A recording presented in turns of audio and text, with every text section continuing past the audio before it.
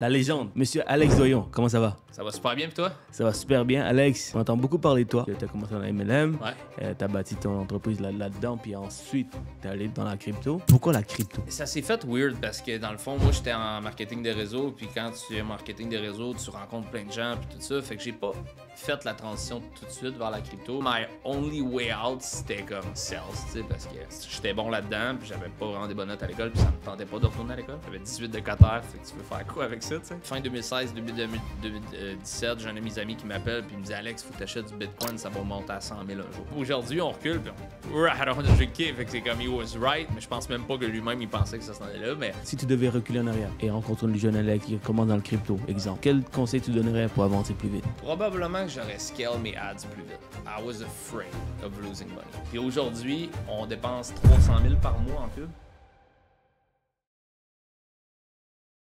Alright, on a la légende, monsieur Alex Doyon, comment ça va? Ça va super bien, puis toi? Ça va super bien. Alex, on entend beaucoup parler de toi.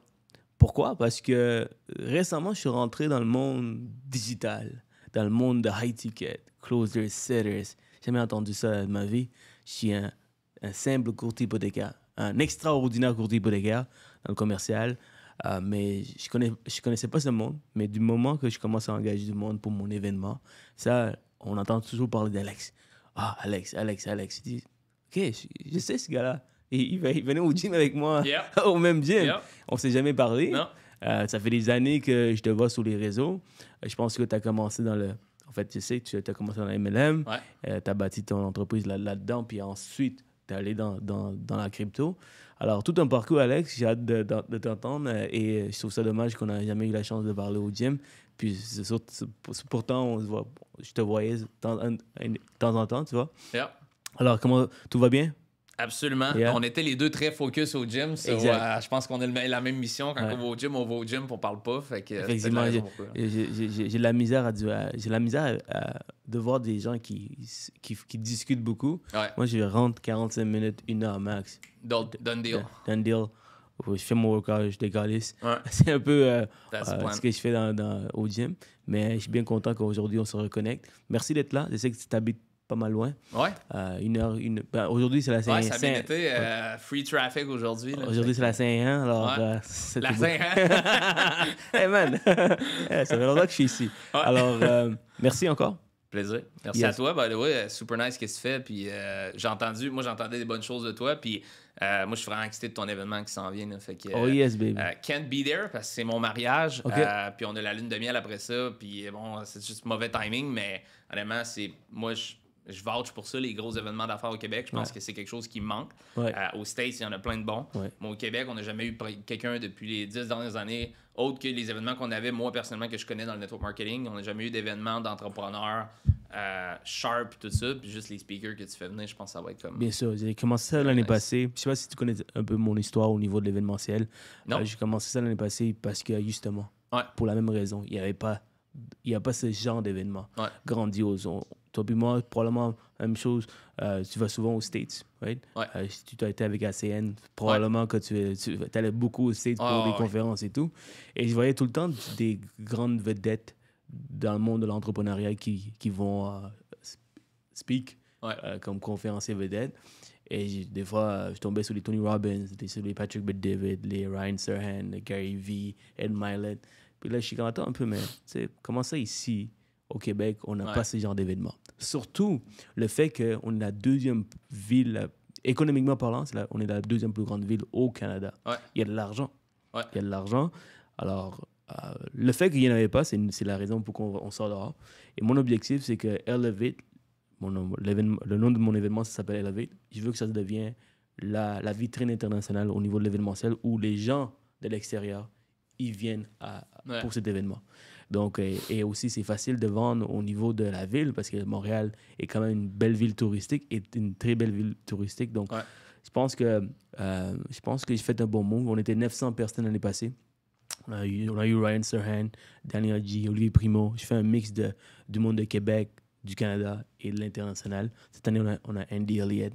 L'année prochaine, on annonce quelque chose de vraiment, vraiment fort qui va vraiment surprendre les gens. Donc, Je suis déjà... Ça va être moi, c'est ça? C'est ça que je veux pas vendre le Hey, punch. hey, là, we mais never comme- know, we never know, we never know. Ouais. Alors, merci de Plaisir. preach le fait qu'on n'a pas ce genre d'événement ici. Et le fait que ça vienne de toi, ça aide. Parce que c'est moi qui dis souvent, mais un autre Ouais, entrepreneur c'est qui huge. dit... Moi, j'adore Ouais, ça. Puis ouais. même celui qu'on a eu avec Closer, Ouais. que ça, c'est comme... C'est good, tu sais, je pense que les jeunes, ils vont dans les parties, tu parles de les primo. Moi, j'ai jamais été au Beach Club. Maybe je vais y aller cette année pour la première fois, mais comme... Tu sais, c'est comme la majorité des gens, ils payent cher pour attendre des événements, puis festivals d'été, puis tout ça, mais c'est comme... Je pense vraiment que c'est comme... It's one of the best investments de just gather dans ces événements-là, d'apprendre, de rencontrer des gens. Moi, j'ai rencontré énormément de gens à l'événement Closer, puis je pense que les gens vont... Tu sais, the more hands you shake, the more money you make. Tu sais, ça fait longtemps que je dis cette phrase-là, puis je pense qu'à ton event, c'est comme... Tu peux faire Effectivement. des Puis c'est quand bons tu y contrats. penses, c'est un vibe aussi, c'est une expérience, tu vois. Les gens s'amusent. Ouais. Tu rencontres plein de monde, tout le monde a le sourire, tout le monde a envie de rencontrer des gens. Tout le monde est ouvert. Des fois, dans les parties, tout le monde va pour la même raison, mais il n'y en a qui apparemment pas. Ah, ouais, Je suis non, pas exact. intéressé. Parce que c'est plus un autre game. Ouais. Mais dans l'événementiel, tout le monde ils sont ouverts à Ouais. rencontrer d'autres personnes. Soit connect Et des fois, business, c'est hein. des breakthroughs qui se passent dans ce genre d'environnement. Parce que, tu sais, probablement, ça t'arrive aussi, là. Quand tu es full focus à travailler, puis tout d'un coup, tu as une idée qui pop. Mais ce genre d'expérience, tu le vis aussi dans les événementiels Ouais. parce que tu as tellement d'informations que tu dois digérer. Et là, tu es comme, attends un peu. Il parle pas nécessairement de ta business, mais il parle très large d'un sujet spécifique. Mais ça donne une idée. Et ce 100%. genre d'idées, c'est dans les seules places Ouais. que ça développe. Une des seules places que ça développe. 100%. Donc, c'est quoi les événements que tu as été dans le passé, Beaucoup toi? du network marketing, honnêtement, parce que, tu sais, c'était comme all I know, tu sais, fait que j'étais comme... J'étais dans mes compagnies, puis j'allais là, puis tout ça, it was good, mais c'était sûr que c'était tout le temps du pareil au même, c'était du recyclage d'informations, fait qu'après mon 10e event, à un moment donné, c'était comme same thing, mais j'étais allé à l'événement de Grant. Grant Cardone, qui ça était a à été 10X. comment? C'est un pitch show, man. Ouais, Puis, ouais. be careful what you do with your events, mais Ouais. c'est comme... Ce que j'ai pas aimé du 10X event, c'est que c'était juste they try to sell you shit all weekend long, tu sais. J'ai pas retiré énormément de valeur. La partie que j'ai retiré le plus de valeur, c'est comme Tom Brady qui était là, puis Mark Wahlberg, puis une couple de témoignages, puis Dana White. Puis c'était du storytelling qui était vraiment nice. C'était entertaining, mais j'ai pas retiré énormément de valeur que j'ai fait comme wow, tu sais, I need that. Tu sais. C'est tellement drôle que tu me dises ça. Regarde je te lis le post que j'ai écrit ce matin, Ouais. il y a 1h le matin. Comment j'ai choisi mes conférenciers pour Elevate? On me pose souvent la question, alors soyons clairs. Elevate, c'est pas un pitch fest. Ouais. Je suis tanné des conférences où chaque speaker est là juste pour vendre son programme. Chez nous, aucun pitch n'est permis sur scène. Yeah. Zéro. Alors, ça, c'est quelque chose que j'ai admiré de l'événement de Patrick Bet-David. Ouais. Je sais pas si tu as été. J'ai dans pas ce- été, C'est un non. méga événement. La dernière, il a commencé petit, mais là, il est rendu à comme 6000 chaque événement qu'il fait. Il y a un qui est très gros qui s'appelle Vault. L'année passée, il a amené Dwayne Johnson. Dwayne Johnson, il fait pas d'événement. The Rock. Ouais. If you smell. Ouais. Il fait pas d'event? C'est vrai, on l'a jamais vu. Dwayne, c'est rare, mais gars, il vaut presque ouais. $1 milliard. Pas besoin de show up. là. Pas besoin de show up, tu vois. Il n'y a aucun pitch. Le seul pitch, c'est lui à la fin, évidemment pour l'année prochaine, exemple. Alors, j'ai vraiment aimé ce concept. Alors, c'est exactement ce que je veux preach pour mon événement également.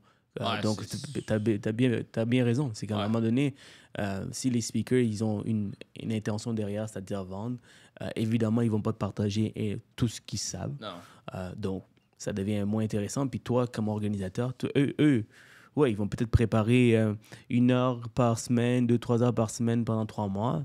Mais moi, c'est un sacrifice de 7 mois, man. Ouais. J'ai commencé en janvier. Le 22 janvier, j'ai annoncé pour la première fois. On était 500 personnes, une invitation privée. J'ai invité 500 personnes pour dévoiler la conférence qui s'en vient en septembre. Tu sais, j'ai commencé là, après ça, mais tous les défis, les objections, les Mais problèmes, tout ça. Puis lui, le conférencier, Il fait juste pitch il, sa merde sur le ben, stage, il y a de l'effort qu'il donne. C'est Ouais. sûr qu'il y a des efforts, mais je veux dire, c'est rien comparé à Non, l'organisateur. C'est pour ça que Grant, Russell Brunson, tous ces gars-là, ils sortent de l'événement. Ils ont fait leur argent, ils ont eu la crédibilité, la notoriété grâce à des événements. C'est comme une des meilleures choses à faire si tu veux bâtir un brand, mais Ouais. à un certain point, tu te dis, OK, il n'y a pas assez d'argent là. Ouais. Je sais pas si tu te sais, là, mais Ça Grant... coûte cher, les events. Ouais. C'est comme des lose money with events. Exactly. Fait C'est un que, coup de marketing. Ouais. Comme c'est un très gros coup de marketing. Peu de gens sont capables de le faire bien. Alors, ceux qui commencent, ils commencent pour le hype. Oh, wow, je vais mettre mon nom là-dedans. Tout le monde va parler de moi. Mais est-ce que tu vas être capable de faire ça année après année? Ouais. Non, c'est ça. Ça coûte cher. Faut que tu le monétises. Ouais. Puis, bon. Effectivement. They do it, mais le monde, ils reviennent pas souvent. Non. Quand de la manière qu'ils le font. Effectivement. C'est ça, donc, tu as commencé il y a environ 8 ans, la crypto. Avant ça, Ouais. tu étais dans la CN. Ouais. Le petit commentaire que je peux partager, c'est que plus jeune, en fait, aujourd'hui, je regarde un peu mon parcours. Je ne changerais rien. Ouais. Mais si je devais changer, à 18 ans, on m'a pitché Herbalife. Ouais. J'étais au McDo, je travaillais à mon break. Je ne me rappelle plus c'est exactement qui. Quelqu'un est venu me voir, man. Hey, man, il faut vraiment que tu viennes à ce meeting. Le meeting était au McDo. À mon break, je suis allé. Ils m'ont pitch. J'étais tout excited. I bought it.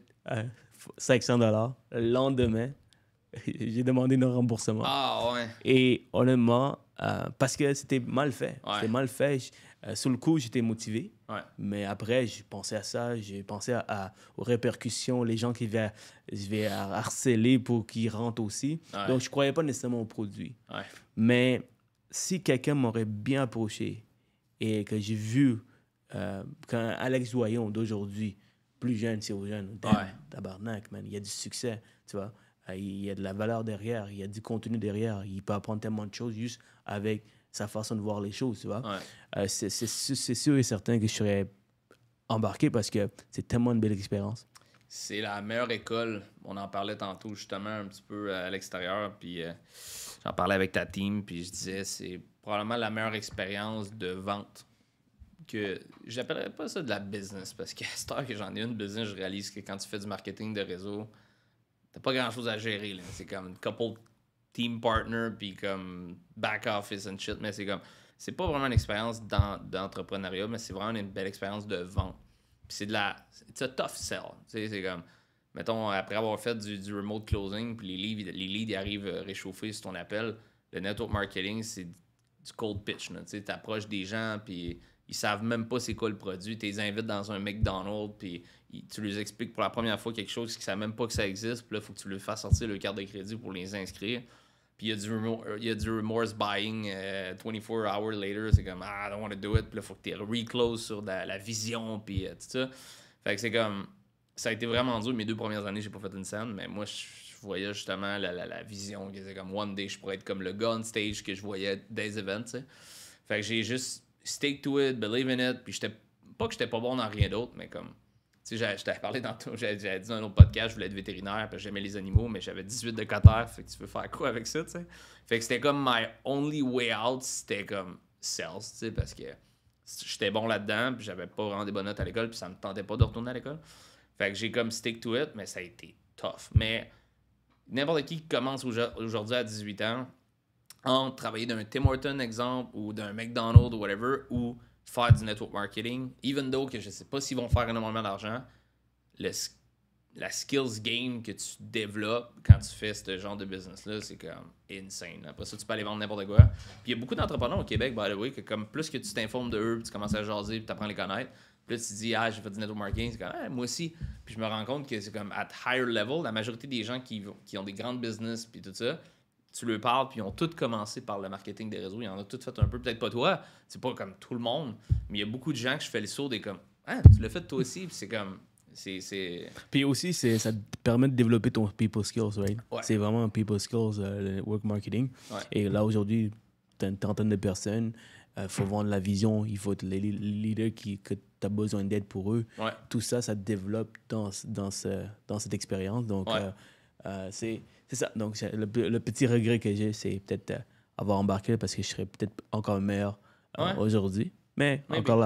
encore, we never know. Hein? Exact. Avec si, on peut aller loin. Exact. On peut aller loin dans la vie. Si je suis riche, si je suis Exact. ça, si je suis ça.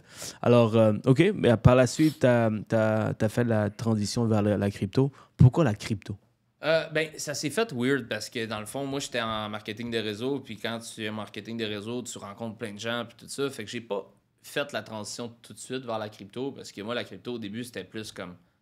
J'étais juste naïf. Là. Tu sais, j'ai pas fait comme I'm gonna live off crypto. Puis I'm gonna be rich with that. C'était vraiment. Fin 2016, début 2017, j'ai un de mes amis qui m'appelle. Puis il me dit Alex, faut que tu achètes du Bitcoin. Ça va monter à 100 000 un jour. C'était son pitch, là, tu sais. Fait que, puis comme aujourd'hui, on recule, puis we're at 100K, fait que c'est comme, he was right, mais je pense même pas que lui-même, il pensait que ça s'en allait là, mais... Fait que moi, j'étais comme, alright. Fait que là, il dit, amène-moi une pile de cash, on s'en va super au resto, puis comme je vais te transférer ça, t'ouvrir ton wallet, puis tout, j'étais comme, ok, tu sais, je faisais confiance à un ami, fait que j'ai dit, ok. Fait que là, j'y amène une pile de cash, j'avais l'air d'un pusher à Montréal qui s'en allait deal.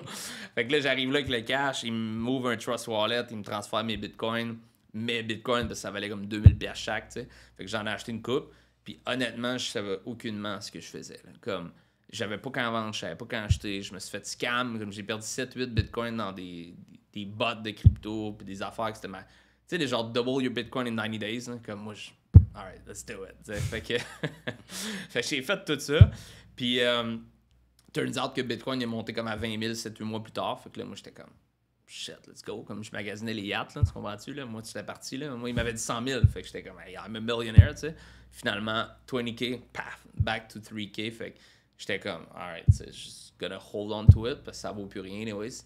Fait que moi, j'ai comme accumulé du Bitcoin dans ces années-là, mais jamais en ayant l'intention de bâtir une business de coaching avec ça ou de trader à temps plein ou de faire ça. C'était vraiment juste comme, it was there, ça montait, ça descendait, whatever. Je savais même pas ce que ça en allait. Moi, j'avais juste 100K dans la tête.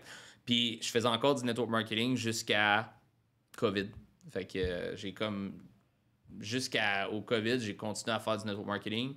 Puis, j'accumulais du Bitcoin avec what was left of the profit de qu'est-ce que je faisais dans le network marketing. Un autre regret que je peux dire, c'est que moi aussi, j'ai acheté des bitcoins quand ça valait 200$. Wow! Ouais. Ouais. Ça, c'était encore plus tough parce que, tu sais, en 2017, ça commençait à se faire parler, mais à 200$, c'était comme... Oublie ça, les personnes qui connaissent, c'était comme... Non, moi, je connaissais ça. Puis, man, j'ai perdu mon wallet, en fait. Je sais même pas combien j'ai. Probablement un ou deux, là, c'est pas grand-chose. Mais peut-être un ou deux, c'est quand même grand-chose maintenant. Ouais. Mais ça fait tellement longtemps. J'ai essayé peut-être à un moment donné de fouiller un peu où est-ce que ça peut être. Je regardais tous mes courriels possibles. C'est un lost case. Donc, mais encore là, avec si, on peut aller loin. Ouais. Mais ce qu'on peut apprendre, c'est, OK, comment qu'on peut ne pas faire les mêmes erreurs, aller dans le crypto maintenant, investir. C'est sûr que de plus en plus, de démocratiser la crypto-monnaie. Ouais. Il y en a beaucoup aussi. Donc, ça fait du sens. Il y a comme toute une industrie qui a été développée pour ça, pour pouvoir apprendre aux autres. Parce qu'il y a le Ethereum, Bitcoins. T'as Bitcoin, Ethereum, puis t'en as comme une liste. Là. Dodge. Ouais, ça existe encore, Dodge? Ouais. Dogecoin. C'est-tu vraiment c'est créé meme, par... mais C'est créé par Elon Musk ou non? Non. Dodge a été créé en 2014, je crois. Puis Musk a commencé comme pas l'endosser, mais à le pump et à le promote, having fun. You know how it is. C'est comme, il y a juste du fun à comme niaiser. Puis je pense que c'était en 2020, je pense qu'il a commencé à comme tweet puis s'amuser avec ça puis tout ça. Mais c'est comme, il est pas comme partner ou whatever. C'est juste un meme. Ça a été créé de même. Là, puis Trump Coin? Shit. Toutes les coins de personnalités publiques ou de choses, moi je suis comme. Non. Ok, t'as jamais investi là-dedans? Zéro. Ok, cool. C'est quoi les fausses croyances qu'on a encore de la crypto aujourd'hui? Fausse croyance, c'est que c'est un gros Ponzi, c'est un gros pump and dump, ça s'en va à zéro. C'est parce que les gens, ce qui arrive, c'est que c'est un peu contradictoire parce que le monde, ils disent tu sais, ça l'a pas bravé l'épreuve du temps. Tu sais, ça l'a pas autant d'années que le S&P 500 ou le Nasdaq ou des grosses compagnies comme Microsoft. I get it. Il y a un risque, mais c'est comme, il y avait un risque d'investir dans Microsoft en 2000. Mais le reward, il était insane, tu comprends? Mais aujourd'hui, il y a peut-être plus de risques ou peu de risques d'investir dans Microsoft, mais le reward, il est juste pas là, tu comprends? Tu sais, tu feras pas fucking 100x, hein, tu sais? Fait que c'est comme, il y a du monde qui sont juste en mode, ah, tu sais, Bitcoin, il n'y a pas 100 years ou whatever, ou il n'y a pas comme. Ouais, mais c'est comme quand il va avoir un 100 years, il va plus être sexy à comme investir dedans, puis tu n'auras plus des $200 to 100K, là, tu sais, c'est ces gens-là qui font de big bucks, they were willing to take risk. Quand ce immature stock-là, il était comme pas encore répandu, puis il était pas encore comme adopté. Mais quand c'est mainstream, c'est adopté, ben le pourcentage de gain, il réduit parce que c'est comme, tu sais, je le vois encore comme un speedboat, là, Bitcoin. Là. Il est facile à faire bifurquer. Il y a une news, puis ça descend de 8%, puis ça monte. Mais le gold, exemple, il fera pas 8% d'une journée parce qu'il est beaucoup plus gros en market cap. Mais à un moment donné, si on avance de 10, 20, 30 ans, Bitcoin va être le market cap de gold probablement aujourd'hui, puis il n'y aura plus les mêmes returns on investment. Fait que c'est comme le monde qui dit ah, tu sais, c'est risqué, mais comme c'est avec des. On fait des pourcentages. Plus ton upside est bon est grand, plus tu dois prendre de risques dans n'importe quoi que tu fais. Laisse-moi te poser des questions que j'ai toujours voulu poser à un expert en Bitcoin. C'est des questions plus enfantins, je dirais. Ouais. Juste pour ma curiosité. Puis par la suite, on va aller plus aux questions d'adultes, puis les leadership et tout ça. Est-ce qu'on a trouvé Satoshi? Comment il s'appelle? Satoshi. Ouais, est-ce qu'on a trouvé ce gars-là? Non. Nobody knows. Nobody knows, c'est qui? Non. Ah, écoute, il y a des gens qui disent que c'est one dude, il y a des gens qui disent que c'est un regroupment of people. Nobody knows. Moi, ça m'étonnerait que c'est one dude. Je pense que c'est plus un regroupement de gens, Satoshi, my opinion, mais comme on sait pas c'est qui. Selon toi, pourquoi tu ne veux pas te dévoiler? Tu veux être une légende dans le monde, dans nos terres, n'est-ce pas? En même temps, ça vient avec énormément de... Ben, c'est parce que l'affaire, c'est que if you can't beat them, join them. Je pense que c'est ça que le gouvernement puis tout ça a fait dernièrement parce que pas plus loin que 2017, China was buying Bitcoin. Comme, les banques essaient de mettre des bâtons dans les roues à ça. Puis à un moment donné, c'est comme it's getting adopted anyways. Fait que là, ils essaient de le réguler puis comme aller chercher leur pointe de tarte de ça. Fait que je pense que my opinion, c'est si il se serait dévoilé, probablement qu'il would have gotten shot. Puis aussi, il y a comme un appeal, il y a comme quelque chose de sexy à le storytelling behind it, de comme, we're getting against the bank, puis nanana, puis comme décentralisation, puis je pense que comme, avec ce qui s'est passé avec le COVID, puis tout ça, les gens ont de plus en plus perdu confiance en nos gouvernements, puis en les banques. Fait que je pense que le storytelling de dire, hey, Bitcoin, c'est décentralisé, you go against the bank, you're your own bank, c'est comme, je pense que c'est appealing pour beaucoup de gens. Maintenant, là, les banques ils ont instauré avec les ETF l'accès de pouvoir investir dans les réals, les CELI, Bitcoin, Ethereum, XRP, nouvellement au Canada depuis last week. Fait que là, comme ils veulent leur pointe de gâteau, tout ça, mais je pense que c'est comme to not get killed, ça c'est number one, parce que si ce serait dévoilé, probablement qu'il serait plus là.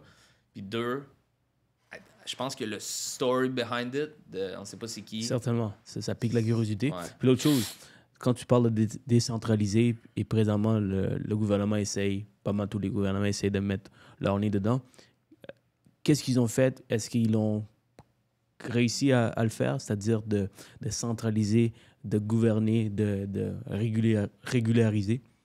Ils réussiront jamais à... Parce que tu as tout le temps des échanges décentralisés, que c'est comme exemple tes clés Ledger, que c'est comme personne ne sait c'est vraiment à qui, puis c'est juste une série de codes que tu fais des transferts. Fait il va toujours avoir de la décentralisation dans la crypto, mais c'est sûr que le but des gouvernements, c'est de taxer ce marché-là, c'est d'aller chercher des pourcentages, des taxes sur les gains des profits des gens. Fait que, puis il y a aussi, comme la centralisation, c'est pas mauvais. Il y a des gens qui sont comme moi, against the bank. Nanana. Here's the thing. La majorité des gens qui ont une coupe de 10 000, une coupe de 100 000, ils peuvent investir en Bitcoin under the table, puis se cacher un peu, puis tout ça, mais c'est comme the big money, mettons, une grosse compagnie comme, mettons, Apple, là, ils iront pas faire comme moi en 2016, puis arriver avec un paquet de cash, puis transfère-moi ça dans mon wallet. T'sais, si on veut attirer les grosses institutions, puis si on veut attirer les gros investisseurs, il faut que ce marché-là soit régulé d'une façon parce que les gros players avec le gros cash, les gens qui investissent dans le gold, exemple, les big institutions, ils iront jamais dans le Bitcoin si c'est pas régulé puis si c'est pas sécurisé comme marché.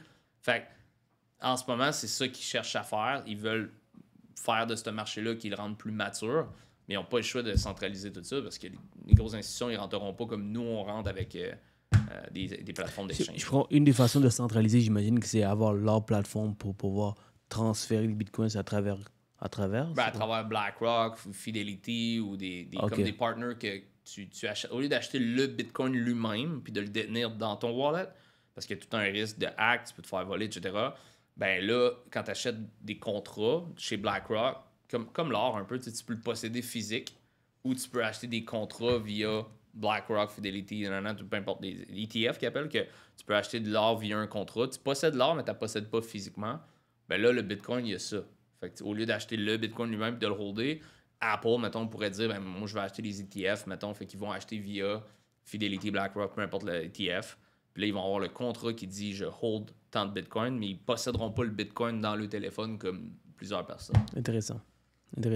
Où est-ce que tu vois l'avenir de la crypto-monnaie, selon toi? Et par la suite, peut-être à toi aussi, parce que il y a des industries que tu fais ton coup d'argent pendant 10 ans, et après ça, il faut que tu changes d'industrie. Est-ce que tu penses que l'avenir de ta business est là pour longtemps? La partie coaching, je pense que oui. Je pense que le high ticket, le coaching pour plusieurs industries, ça va être une wave, il faut en profiter.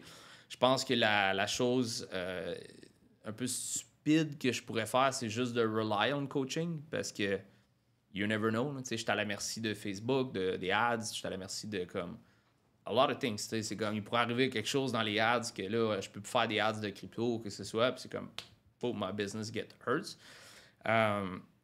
Là où je commence à me diversifier, c'est que j'ai acheté un broker, j'ai acheté une plateforme d'exchange, comme un peu ShakePay. Fait que là, j'ai fait l'acquisition de ça. Fait que les gens vont pouvoir, un brokerage, ils vont pouvoir passer par mois pour acheter leur Bitcoin, Ethereum, whatever. Fait que moi, je vais pouvoir faire des fees, dans le fond, de les transactions des gens. J'ai aussi une plateforme qui est connectée à ça, qui va aussi, avec le AI puis des clés API, qui va fournir des renseignements, des data, dans le fond, sur les profit and loss de la personne month to month, year to year, puis soumettre ça à, exemple, le cabinet comptable pour qu'il puisse report « Ah, tu as fait 30 000 cette année, tu dois, mettons, 6 000 en capital gain tax. » Fait que je suis en train de créer ça dans l'app aussi. Fait que c'est comme... ce qui m'a excité, c'est de voir que ShakePay, il y avait une valuation de comme 400 millions. C'est quoi ShakePay? ShakePay, c'est une plateforme d'exchange. Mettons, tu veux acheter de la crypto, tu fais un virement interact sur ShakePay, puis tu swaps ton dollar canadien pour du Bitcoin. OK. Fait que les autres, c'est des Québécois qui ont ça. C'est des Québécois qui ont ça? Ils ont lancé ça au Québec. Puis ils valent 400 millions.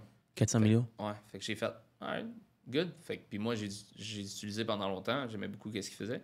Puis là, ben, moi, j'ai fait l'acquisition d'une plateforme comme ça, puis je veux adhérer comme d'autres nouveaux services qui vont être encore plus efficient. Fait que, tu sais, ça, c'est comme mon $1 billion exit 10 years from now, whatever.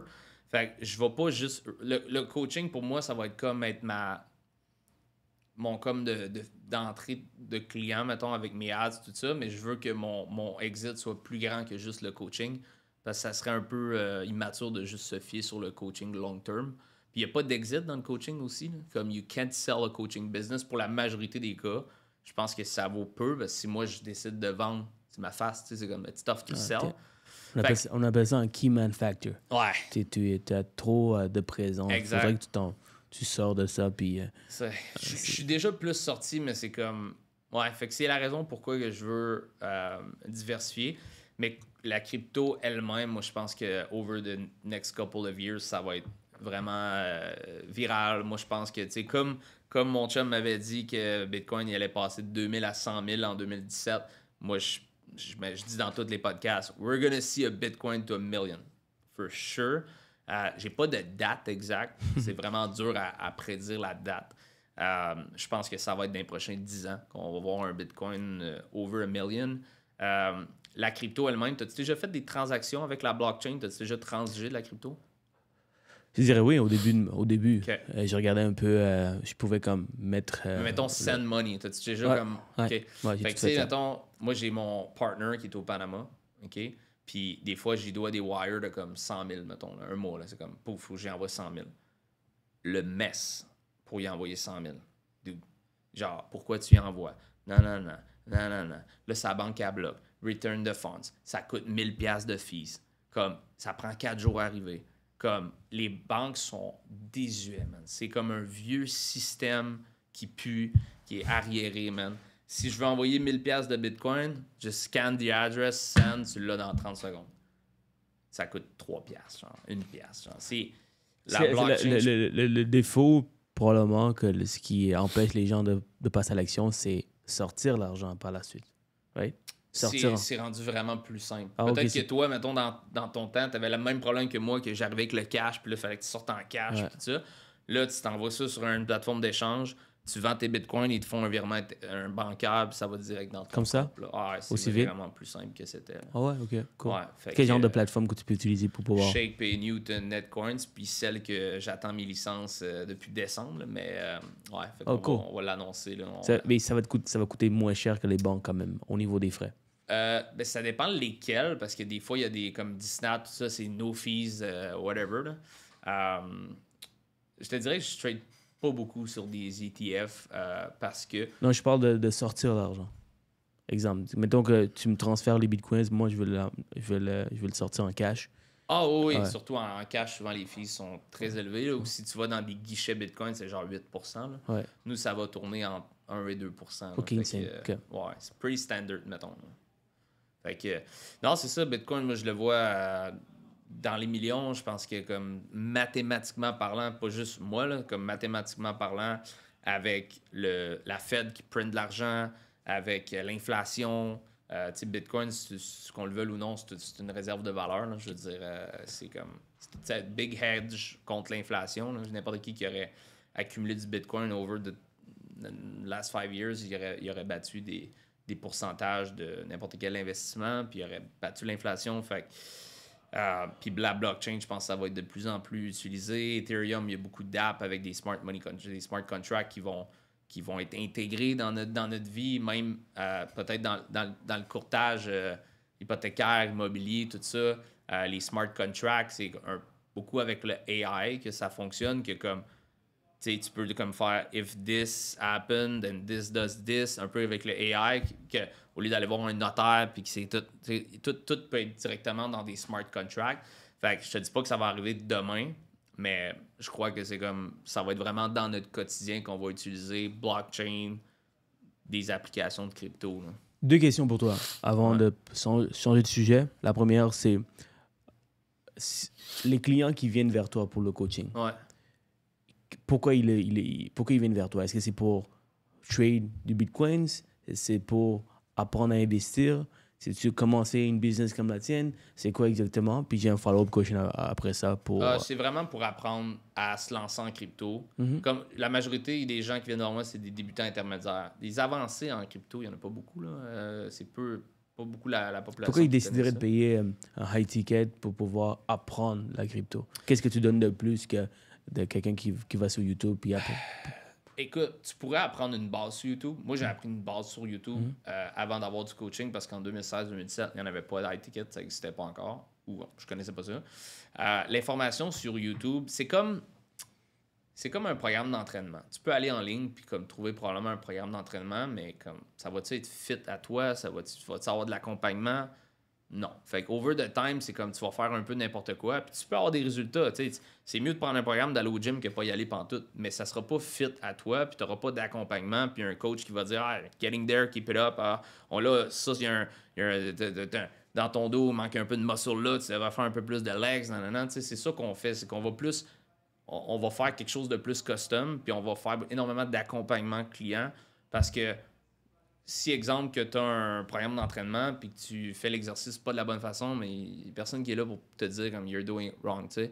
Fait que c'est ça, souvent, les gens qui se lancent en crypto, ils commencent, puis là, ils vont chercher de l'information sur YouTube, mais c'est un gros puzzle que les gens sont pas capables de juste assembler. C'est comme, ils ont plein de morceaux de puzzle, puis ils sont comme, OK, je comprends un peu plus, mais ils sont pas capables de trader, ils sont pas capables de, comme, d'aller au prochain niveau. Fait qu'ils ont une base, ils sont capables d'ouvrir probablement un wallet, d'acheter un peu de Bitcoin, mais ils savent pas quand vendre, ils savent pas quand acheter, ils savent pas les halvings, ils savent pas comment savoir les cycles de marché, ils savent pas les altcoins, comment repérer des bonnes cryptos, des pas bonnes cryptos.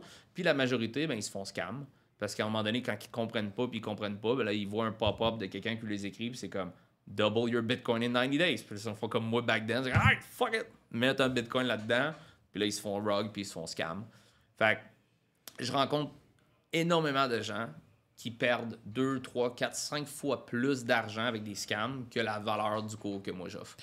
Dans ma façon de voir les choses, exemple, lorsque je paye un 10-15 000 $, par exemple, je suis allé au workshop d'Alex Hormozy la semaine dernière, il y a 2 semaines à Vegas. Ça m'a coûté en tout 5 000 $ US pour le two-day workshop US. Donc, on est à 7 000, 8 000, facile canadien, le voyagement et tout ça, 15 000. Mais j'avais un but. Ouais. C'est-à-dire, Alex est très fort dans tout ce qui est how to make your company sellable. Ouais. Right? Tu es dans une business où tu es un key manufacturer, mais il y a certaines choses que tu peux faire modifier pour que ça pourrait être un sellable. Coaching, c'est très difficile, mais il y a certaines choses que tu peux faire. Donc, moi, mon 15 000 est justifié. OK, moi, je veux doubler, je veux quadrupler mon investissement. N'importe quel cours IT que je prends, c'est parce que je veux commencer dans cette industrie. Right? C'est quoi les intentions derrière des clients? Est-ce que c'est comme ils veulent vivre des bitcoins? Par exemple, les gens qui commencent dans l'immobilier, c'est qu'ils veulent vivre de l'immobilier. Ouais. Ils veulent avoir cette liberté financière en ayant plusieurs portes. Est-ce que c'est comme pas vraiment. Non? Honnêtement, il y a quelques-uns que leur but, c'est de vivre du trading. Mais la majorité de nos clients, on attire vraiment une clientèle entre 35 et 60.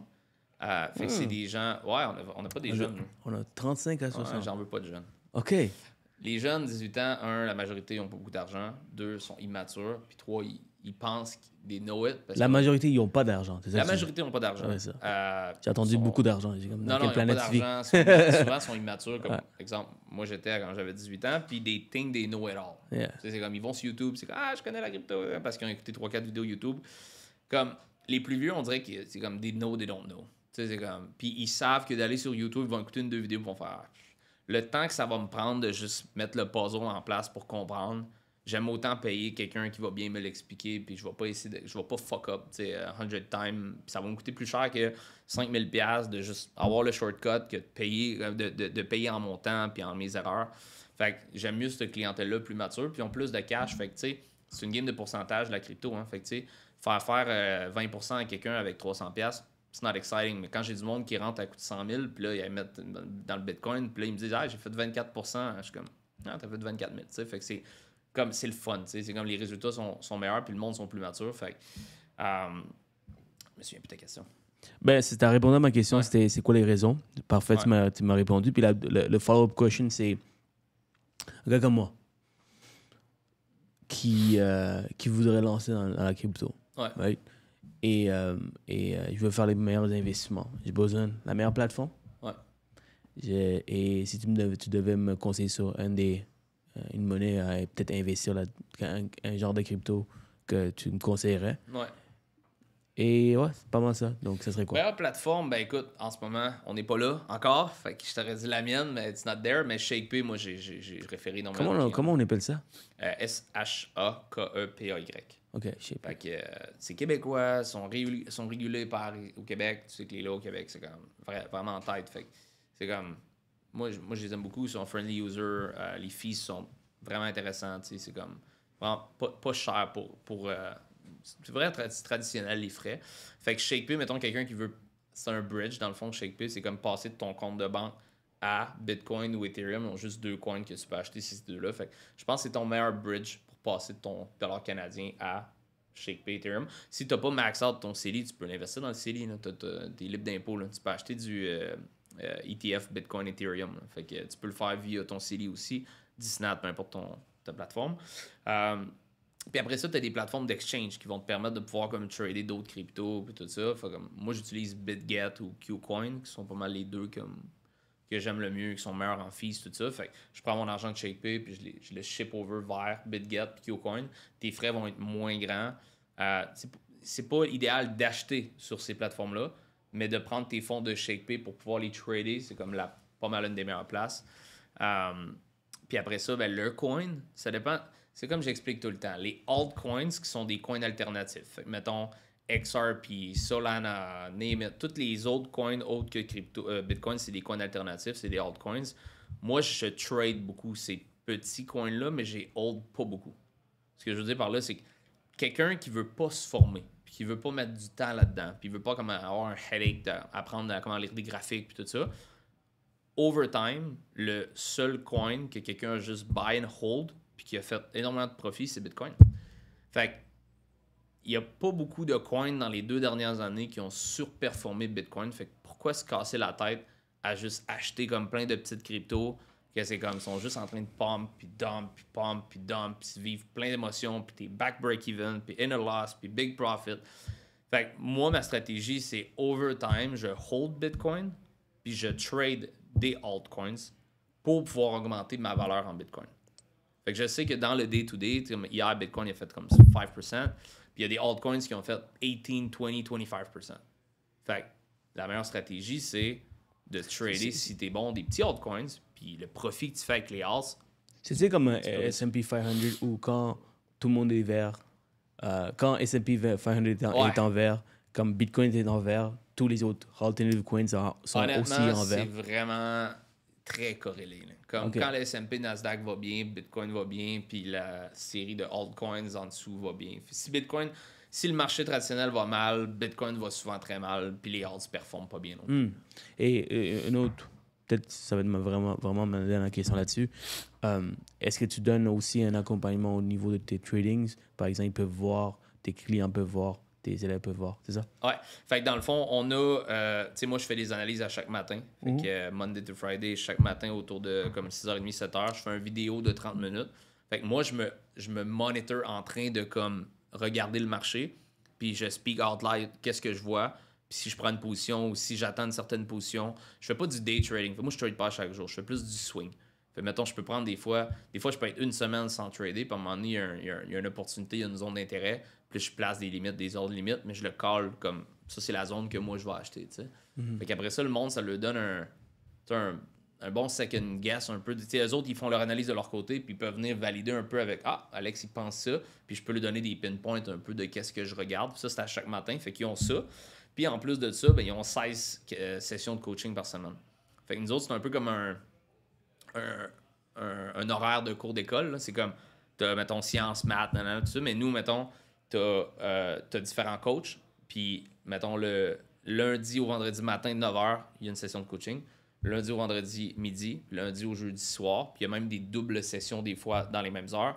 Puis, mettons, le lundi matin, ça peut être technical analysis. Fait que là, c'est juste lecture de graphique.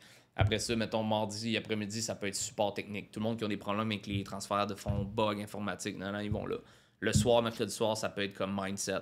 Fait que tu sais, comment gérer ses émotions quand il arrive telle situation dans le marché. Fait que tu as 16 sessions que le monde y voit l'horaire de la semaine. Puis ils font comme I need that. Puis là, ils vont join le Zoom. Puis tout est recorded aussi, fait qu'ils peuvent écouter les replays. Fait que 16, insane. 16. Ça démontre pourquoi t'es number one au Québec. Ouais, on met beaucoup de value là. Ouais. C'est comme. Ouais. C'est souvent c'est un cash cow, c'est-à-dire qu'il y en a qui vont commencer quelque chose. Ils ont fait énormément d'argent parce que c'est des beaux parleurs. Ouais. C'est des bons hype men. Ils font beaucoup d'argent, mais ils vont partir par la suite à Dubaï parce qu'ils ont chié tout le monde au Québec. Exact. Mais je vois que l'after service, c'est quelque chose qui est super important, puis tu le fais très bien. Je réinvestis beaucoup dans mon produit, puis c'est ma promesse envers mes clients. Je suis comme, tu sais, moi, je le dis aux clients, comme, tu sais, quand vous faites des témoignages, dans le fond, c'est tout le temps, il faut que ce soit win-win. Tu sais, je pense qu'un entrepreneur, c'est comme, tu sais, on est tous selfish un peu, à some point, on veut faire du cash. Tu sais, c'est le but d'une business, c'est de faire du profit. Mais moi, je le dis à mes clients, c'est comme le témoignage que tu me fais aujourd'hui ou, exemple, la référence que tu me fais aujourd'hui, l'argent qu'on fait de ça, it's not just in our pocket, you're getting back in the service. Tu sais, si on fait plus d'argent as a business, ben, tu vas, au lieu d'avoir... Quand j'ai commencé, j'avais 2 sessions de coaching par semaine avec un coach. Là, on est rendu avec 7 coachs. Puis on est rendu avec 16 sessions de coaching par semaine. Fait que le même client, puis en passant, j'ai jamais monté mon prix de formation. So that's pretty insane. Fait que le même client, mettons, qui payait, parce qu'il y a un mensuel après 4 mois la période, le même client, mettons, qui payait, je sais pas moi, 100$ par mois après 3 ans qu'il est avec nous, il paye encore le même mensuel. Mais au lieu d'avoir 2 sessions de coaching puis un coach, ben là, il a accès à 7 coachs puis 16 sessions de coaching. Fait que c'est comme, tu sais, s'il a bien parlé de nous, s'il nous a référé, s'il engage dans la communauté, comme, ça lui revient parce que je suis pas en train de mettre plus... Oui, je suis en train de mettre plus d'argent dans mes poches, mais the more money I make, the more I invest back in the product. Puis ça, ben, les gens, ils le voient. Puis c'est pour ça qu'on a un gros client retention parce que le monde, il voit que comme, shit, OK, des walk the talk, puis c'est puissant. T'as-tu un résiduel au niveau de tes... Ouais.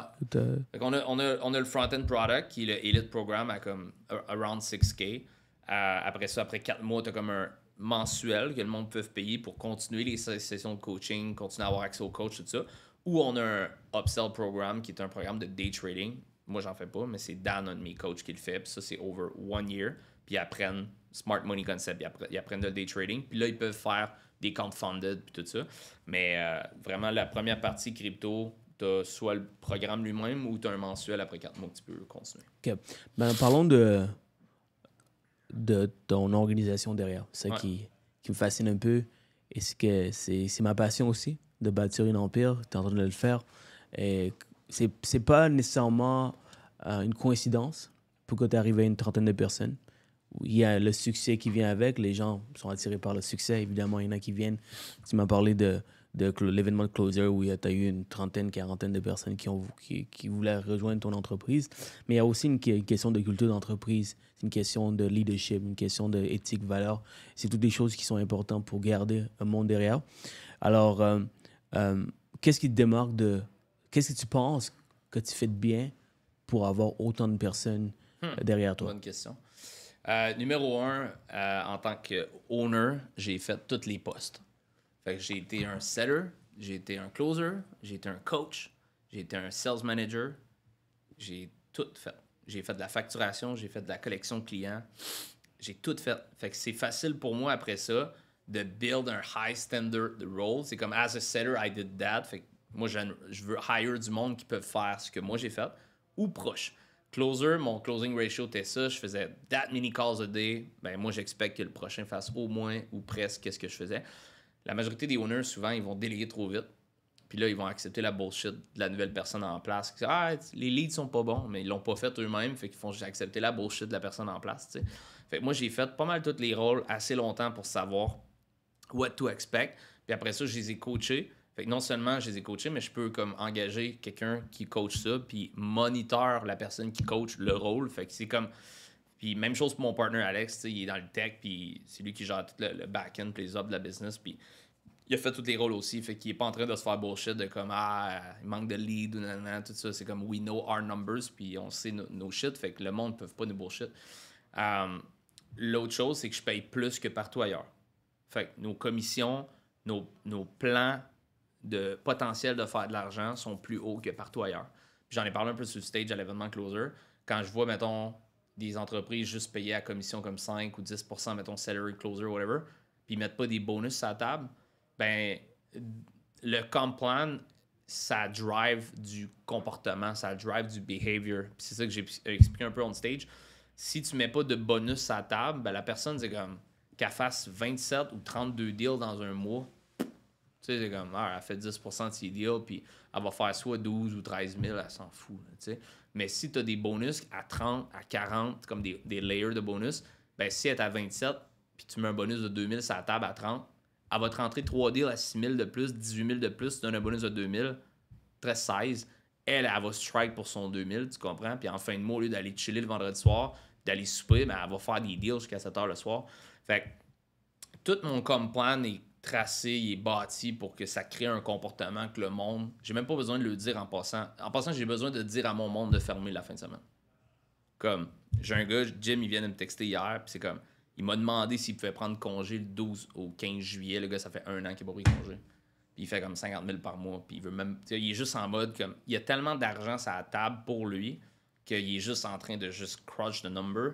Puis la majorité des entreprises qui vont faire, c'est comme essayer de garder le plus possible dans leur poche. Puis ils réalisent pas à quel point ils feraient plus s'ils donnaient un potentiel de pouvoir manger à leur monde plus.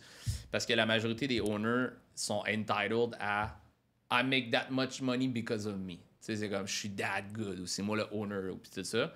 Comme moi, sais, tantôt, tu me disais combien d'employés tu as dans ta business. Moi, j'ai jamais utilisé le mot employé. Puis comme, c'est tous des partners, tu comprends? Chaque rôle pour moi, c'est comme, il n'y a pas un rôle qui est moins important. Setter, closer, tech, la fille à la collection, comptabilité, c'est comme, pour moi, c'est tous des partners. Puis je traite tout le monde comme ça. Puis je le dis, chaque personne dans son département, vous êtes des business owners, vous êtes des entrepreneurs à travers ma business. J'aime mieux que vous fuckez up à faire quelque chose. Tu sais, j'aime mieux que vous fassiez une erreur parce que vous êtes on the field en train de tester some shit que juste m'appeler puis je peux, tu sais, attendre après moi, tu sais. Puis tout le monde a un mindset de business, mais le payout, le pay plan, il est en fonction de ça aussi. C'est comme unlimited income pour tout le monde. Comme il y a un comp plan qui a de l'argent sur la table, puis si tu te défonces, mais tu peux aller le chercher. Puis tu sais, j'ai des closers qui font comme en moyenne 25-30 000 par mois, puis j'ai des setters. Comme mes plus bas setters, puis c'est parce que c'est des gars qui ils ont des enfants, puis ils travaillent un petit peu moins, puis tout ça, ils font comme 8-10 par mois. Puis mes meilleurs setters font comme 20-25, comme des setters. Là. Comme, mes setters font plus d'argent que les autres top closers au Québec. Puis oui, OK, c'est vrai que si je payais comme tout le monde, au lieu d'avoir une marge de, je te dis des chiffres comme ça, mais c'est pas ça, mais je suis obligé d'avoir une marge de profit de comme 70%, ben là, j'en ai peut-être une de 60%. Sauf que, à the end of the day, si j'avais une marge de 10% plus haute, ben au lieu de faire, mettons, 1,5-2 millions par mois, ben je serais peut-être en train de faire 700-800 parce que mon monde, ben il chillerait à la fin de semaine. Il travaillerait pas tard le soir parce qu'il n'y a pas d'argent sur la table. Tu comprends? Fait que moi, c'est ça que je fais, c'est que je paye beaucoup. Mon monde, j'avais un team event l'autre jour chez nous, il y avait comme 40 personnes, j'avais invité comme toutes mes teams, 50 personnes, il y avait toute ma team qui était là, plus les femmes des gars ou les chums des filles qui travaillent pour nous. Puis je regardais toute la gang, puis j'étais comme sur mon patio un peu surélevé, puis je regardais toute ma gang, puis j'étais comme, oh shit, comme il y a personne dans toute ma team qui font en bas de 100 000 par année. Comme, je capotais parce que dans le network marketing, j'ai eu des grosses équipes, puis je voyais du monde faire 2-3 000 par mois, puis c'était comme, it was good. Là. Il y avait un rank, puis il était on stage, tu sais. Puis là, je regardais ça, puis j'étais comme, dude, t'as lui qui fait 50, t'as lui qui fait 20, t'as lui. Puis comme, tout le monde fait en haut de 100 000 par année. Là. Tu vois pas ça dans une entreprise, tu sais. Puis j'étais content parce que il y a un moment donné, c'est comme, tu sais, mon churn, c'est un churn rate, il est juste à zéro. Comme, j'ai jamais perdu, ou presque, je pense que ça se compte sur un ou deux doigts, les gens que j'ai perdus sur 3 ans, qui m'ont dit comme, bye Alex, comme, I gotta go, je vais trouver quelque chose d'autre. J'ai jamais perdu un closer. J'ai perdu 1 ou 2 setters dans 3 ans. J'ai jamais perdu un coach. Comme le monde, il quitte pas. Pourquoi? Ils aiment la culture, ils aiment comment on les traite. On les traite pas comme des employés, comme ils peuvent prendre des vacances, je le dire d'avance. Ils ont pas de dentiste, je les fais pas chier. Puis il y a de l'argent sur la table, ils font du cash, puis ils sont passionnés du produit aussi. Mais la majorité de mes gens qui travaillent avec nous, c'est les anciens clients. Fait qu'à la base, ils ont acheté le produit, ils ont aimé l'expérience, ils ont la compagnie tatouée sur le cœur. Puis après ça, je les engage, puis je les forme à la vente. Fait que they just don't leave, tu sais. Mm-hmm. Fait que... C'est nice, c'est ce que tu me racontes. Mais ce qu'il faut comprendre aussi, c'est que tu as bâti quelque chose de solide. Et ça t'a pris 8 ans pour le bâtir. Right? Ouais. Et maintenant, les gens qui écoutent ça en podcast, ils vont ça tabarnouche. Comme, il y a de l'argent à faire, j'ai envie de travailler pour Alex. Mais ces gens-là qui font 100 000 par mois, okay, ou 100 000 par année, exemple, c'est tous des entrepreneurs qui ont un bon mindset, une belle culture d'entreprise. Pas une culture d'entreprise, mais ils ont une bonne discipline parce que pour arriver à faire 100 000 par mois ou 100 000 par année, ça demande beaucoup aussi. Parce que je suis dans ce monde aujourd'hui, puis je regarde ceux qui rentrent ou ceux qui m'approchent en voulant le high ticket tout de suite, en voulant faire énormément d'argent. Ils ont comme cette idée de donc I deserve more right now, et il y a tout ce mindset qui vient, puis je vois toutes sortes de monde. Il y a de l'effort à donner. Ben oui. Right? Alors, qu'est-ce que tu cherches en tant que sellers and closers? Qu'est-ce qui est non négociable pour toi? Je cherche des assassins. Des gens là, que c'est comme they would live and die for the numbers, puis pour la business, puis que no matter what. Tu sais, c'est comme ma fameuse phrase, puis j'étais en auto un matin, puis j'écoutais de la musique, puis je suis tout le temps avec ma femme quand je conduis, puis on n'écoute jamais ma musique, on écoute toujours sa musique, tu sais. Puis un matin, j'écoutais ma musique, puis j'écoutais des tunes, puis j'étais comme, tu sais, je savais que je m'en ai ici, puis j'étais comme, tu sais, qu'est-ce que tu fais de différent? Puis la phrase qui me définit, c'est whatever it takes. Tu comprends? Puis sais, on est ici, c'est la Saint-Jean, personne n'était sur la route à matin, on fait un podcast, on vient travailler, je m'en retourne après, j'ai des meetings. Puis tout le monde chill aujourd'hui, là, tu comprends? Tout est fermé, c'est férié, le monde ne travaille pas. Nous, on fait quoi? On fait whatever it takes. Tu comprends? On est ici pour on travaille. Fait que dans l'équipe, c'est la même chose. Je veux une culture de whatever it takes. Tu sais, c'est comme, il est dimanche, il y a un client qui est comme, je sais pas, mais il a perdu ses connexions de sa plateforme. Ben, la majorité des gens, ils feraient comme, ah, je suis pas payé aujourd'hui, je travaille pas, tu comprends? Ma team, qu'est-ce qu'ils vont faire? Ah, c'est dimanche, mais il y a un client qui struggle, il a perdu les logins de sa plateforme, ça va prendre 2 secondes, clic, clic, clic, clic, clic. Tu comprends? Puis ça vient sauver un problème de client qui est comme tabarnak, il faut que j'attende jusqu'à demain, là, je vais écouter ma formation. C'est comme, ma gang, ils font whatever it takes. Puis ça part de moi, de comme, I'm always there if you need. Puis eux, ben, ils répliquent ça, puis on a juste une business de whatever it takes, tu sais. Puis c'est pour ça qu'ils font l'argent qu'ils font, tu sais, c'est qu'ils sont engagés, ils sont passionnés. Mais tu sais, je fais des entrevues énormément là, pour tomber sur les players que j'ai là. Des fois, comme, tu sais, pour en engager 2 ou 3, je fais comme 50 entrevues, puis je le vois assez vite. Là. Je pose une couple de questions. Puis des fois, je fais des tests, là, j'en prends 3, je les mets sur le field, je leur donne chacun tant de leads, mettons les setters, puis c'est comme, alright, je vous donne 20 leads, you go. Puis sur 3, j'en garde un parce que les 2 autres font pas la cote. Là. Je le vois très vite, là, comme comment ils sont capables de handle des situations, comment ils réagissent face à comme l'adversité de comme le client dit ça, là, yeah, ou genre, tu sais, des fois, c'est comme, ils finissent leur journée, puis c'est comme, ils ne donnent pas de rapport, quoi que ce soit, ou il y en a qui posent juste pas de questions, c'est comme, ils fuck up, ils posent pas de questions, il y en a qui fuck up, hey Alex, je pense que j'ai fuck up. Il y a beaucoup de choses, c'est comme, je pense qu'il est rendu in us, tu sais, probablement que toi aussi, t'as une grosse équipe, puis comme, je pense que ça s'explique pas. Des fois, c'est juste du good old gut feeling de comme, t'as quelqu'un avant de toi, puis t'es comme, I just don't feel that guy. Même s'il a même pas encore fait des calls, je sais qu'il is not the one. Puis il y en a des gens qui c'est juste, they just have a good vibe, puis tu le vois comme, they're excited to be excited, puis t'es comme, I could train that guy, tu sais. Ouais, Je pense que c'est comme... Ouais, il y a le gut feeling. Des fois, tu es capable de voir dans les yeux, dans leurs yeux, que c'est la motivation, le fin qu'ils ont, les assassins comme tu les appelles. Puis c'est ça que j'ai enseigné à l'événement Closer, j'ai dit hire slow and fire fast. Comme il y a des gens des fois qui font l'erreur de juste hire fast and fire slowly parce que ils ont besoin d'engager là, fait qu'ils sont comme hey, you come here. Puis là après ça, vu qu'ils ont mis énormément de temps à trainer cette personne-là, ben là la personne n'est pas bonne, puis elle coûte de l'argent parce qu'elle fuck up. Puis là, ben, might as well la garder parce que là, si j'ai perdu du temps à la former, puis là, elle n'est pas si pire. Mais comme, elle coûte tellement d'argent parce qu'elle n'est pas bonne que moi, je l'ai faite au début. Là. Comme, j'étais juste, I need someone, you come here. Puis là, je le trainais, puis c'est juste, après 3 mois, c'était pas bon. Puis j'étais comme, ah, mais là, il faut que je reforme quelqu'un, puis c'est long. Non. Do it. Comme,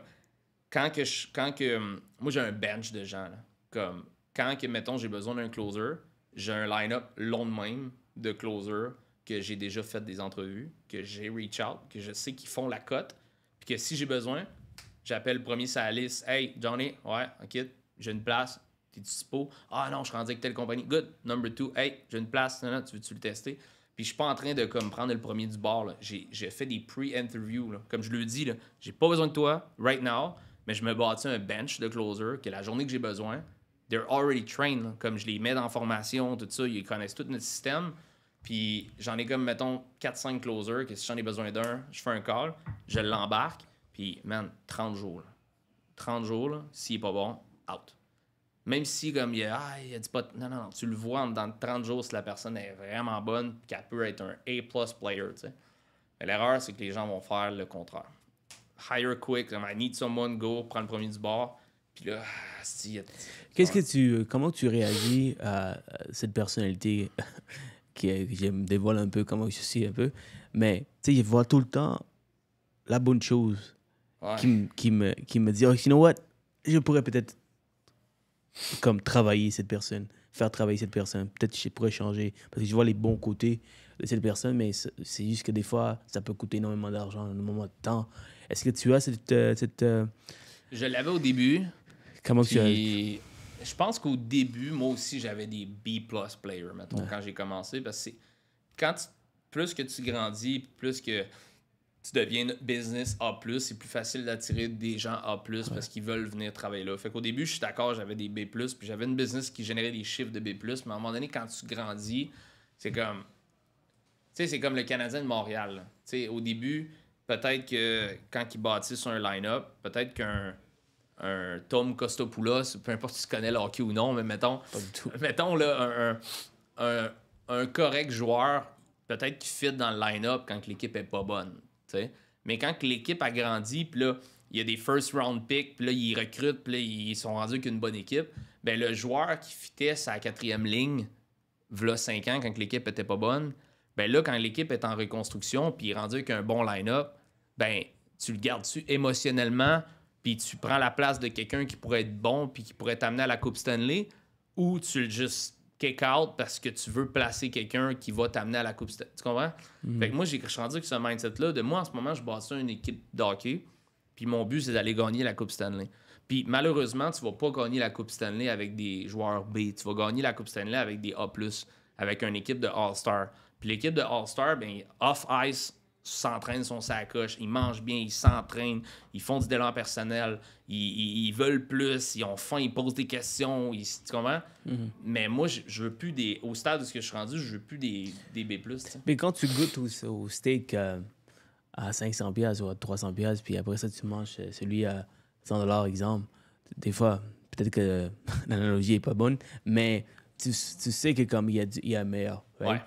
Alors, même chose pour les Canadiens de Montréal. Évidemment, c'est quand tous des A-players que tu as, tu es capable de reconnaître un B-player. Tu es capable de reconnaître un C-player. Alors, je me dis, je me lance là dans ce domaine depuis à peine 6-7 mois. Ouais. Et j'ai passé de 0 à environ qu'on est 10 personnes. Et je commence à voir qui excellent, qui donnent cette énergie qui est nécessaire, qui ont vraiment fait. Et j'ai aussi l'opportunité, le privilège de rencontrer des gens vraiment, vraiment forts. Alors là, je commence à remarquer. Donc, tu as bien raison. Donc, à un moment donné, quand tu cherches l'excellence et tu commences à rencontrer des gens qui ont ce mindset, c'est difficile, c'est beaucoup plus facile de voir ceux qui sont en arrière. Oui, puis tu vas créer un gap. Tu vas voir le gap entre ton premier et ton 4e. Tu sais, si, mettons, j'ai des sellers, puis si mon premier seller fait, mettons, 300 calls par jour, puis il close 40 deals par mois, puis que mon dernier, il fait 75 calls par jour, puis il close 8 deals par mois, je sais que le problème, c'est pas mon système, là. Tu comprends? Parce que le premier, il est doing it, puis le dernier, il le fait pas. Fait que c'est lui le problème, tu comprends? Fait qu'à un moment donné, c'est comme, ouais, tu peux garder cette personne-là, puis tu peux dire, ah, elle me fait 8 ventes par mois, ou tu peux juste clear, faire de la place pour quelqu'un qui t'en ferait 25, tu sais. Mais c'est comme, c'est pour ça que je dis, il faut que tu fires fast, parce que si tu fires pas fast, puis tu es en train d'être émotionnel à garder des gens qui ne produisent pas, ben ça t'empêche d'aller chercher la prochaine personne qui pourrait juste grow ta business to the next level, tu sais. Mais tu le sais pas until que tu fais pas de la place, tu sais, à cette personne-là. Puis moi, j'ai déjà eu des gens qui étaient bons, puis ils me faisaient 18-20 ventes par mois, là. Puis dans l'industrie, t'es veux, là. Puis moi, j'étais comme, tu sais, je voyais mon premier qui était comme à 35-40, puis j'étais comme, 18-20, je suis comme, there's too much of a gap, tu sais. C'est comme, fait que j'ai clear 2 pour faire de la place à 1. Puis le 1, il a commencé à faire du 40-45 deals par mois. Le 1 a remplacé les 2 qui étaient pas bons. Qu'est-ce qui démarque des top closer setters versus les moins bons, les B players et les C players? Qu'est-ce qui démarque? C'est quoi le gap que tu aurais? Willingness, le vouloir d'apprendre, Ouais. le vouloir de toujours get better, parce que la majorité des setters and closers, ça part souvent comme ça. Comme, au début, ils savent qu'ils sont pas bons. C'est comme des no. C'est comme, t'as déjà vu la cour d'apprentissage? C'est comme, au début, you don't know you're not good. Puis après ça, c'est comme, you know you're not good. Après ça, you know you're good. C'est comme, il y a 4 phases, tu sais. Je ne me souviens plus par cœur, mais comme, au début, quand les sellers and closers commencent, au début, c'est qu'ils sont coachables parce que they don't know anything. They don't know what they don't know. Fait que c'est juste, ils sont en train de se former. Puis là, ils commencent à faire une coupe de casse. Puis là, ils commencent à être bons. Puis tout. Fait que là, ils se sentent bons. Puis aussitôt qu'ils se sentent bons, souvent, c'est là, après comme 5, 6 mois, peut-être 12 mois, que là, c'est comme either a die ou un win. C'est que la majorité des gens, au début, ils se forment. Puis à un moment donné, quand ils deviennent bons puis qu'ils ont des comme OK numbers, ils arrêtent de se train. comme tout ce qu'il faisait au début qui marchait, comme mettons se coucher tôt, aller au gym, prendre soin d'eux, nanana, écouter de la motivation, tout ça, quand il commence à comme achieve something, ben là, il arrête de faire ces petites choses-là. Puis là, après ça, quand leur chiffre commence à régresser, ben au lieu de faire comme it's me, tu sais, c'est comme je faisais ça, puis j'ai arrêté de le faire, ben là, they blame it on the system. Ah, les leads sont pas bons, ah là, c'est plus dur, ah ben là, c'est le marché, ah ben là, c'est l'été, il fait plus chaud, les gens répondent moins au téléphone. Au lieu de juste faire comme, just double down on the call, qu'est-ce que je faisais quand que ça marchait? Fait qu'est-ce que je vois des gens qui réussissent pas ou peu, c'est vraiment comme les tops sont tout le temps always hungry, tout le temps en train de comme se chercher du training, se chercher de look up to higher guys out there qui font des meilleurs chiffres que eux. Puis s'il y a personne plus haut que eux, ben ils essayent juste de maintain leur number one spot. Puis comme ils veulent pas que le deuxième il catch up, tu sais. Ça fait longtemps que j'ai pas chillé.